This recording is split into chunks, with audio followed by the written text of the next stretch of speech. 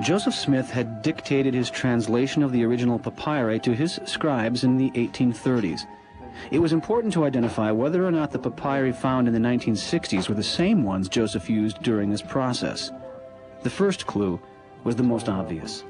The torn picture found in one of the fragments was an identical match to the familiar picture in the beginning of the Book of Abraham. In fact, the tears on the original corresponded exactly to where the Book of Abraham drawings seemed to go awry.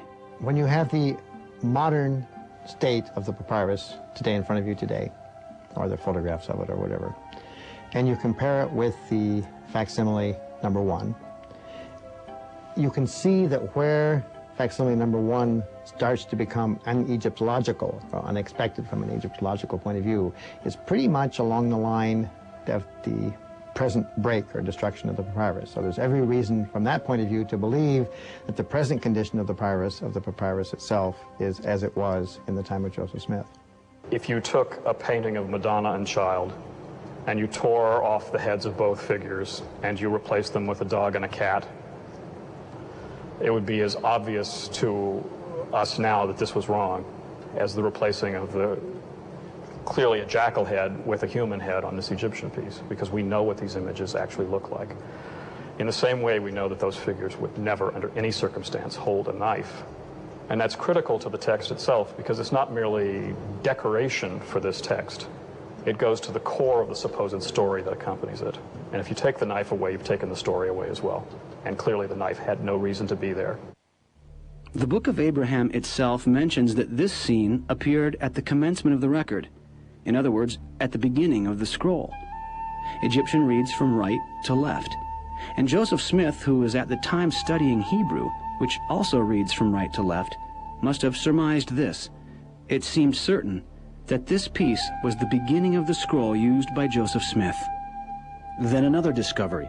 A sequence of characters on a second piece of papyrus matched exactly a string of characters written in the left column of the translation manuscripts. It appeared that at Joseph's direction, his scribes copied these characters from the papyrus one by one. Joseph then dictated the meaning or translation of each one, often whole paragraphs from a single hieratic character. When Dr. Klaus Baer, professor of Egyptology at the University of Chicago, examined the papyri fragments, he determined that this same piece had at one time been attached to the piece containing facsimile 1. The fibers and edges matched exactly.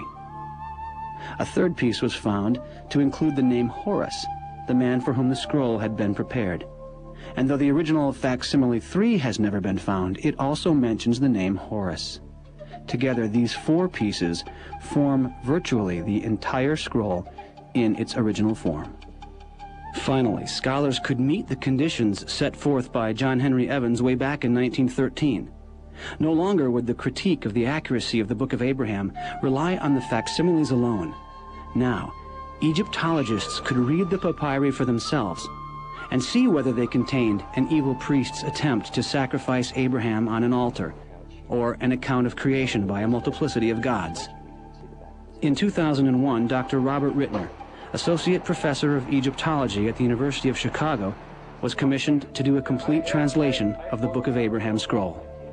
What this document really is an extended prayer on behalf of a deceased Egyptian priest, which begins with an invocation to the god of mummification, probably, certainly with a picture of the god of mummification, to ensure his continued existence, to ensure the priest's continued existence in the next world. And then it's followed up by a series of statements where, O deified Horus, may you walk as you had done in life. May your ears function, may your eyes function, may the gods receive you. Long series of invocations on this, essentially ensuring that this dead priest is able to function in death as he had in life, but now as part of a company of the ancient Egyptian gods. Abraham is not mentioned once. From the evidence that we have today, it's quite safe to say that Joseph Smith did not have the Book of Abraham or the Book of Joseph in front of him in the form of these papyri, because they bear no relationship to those, to the contents of the stories or to his translation.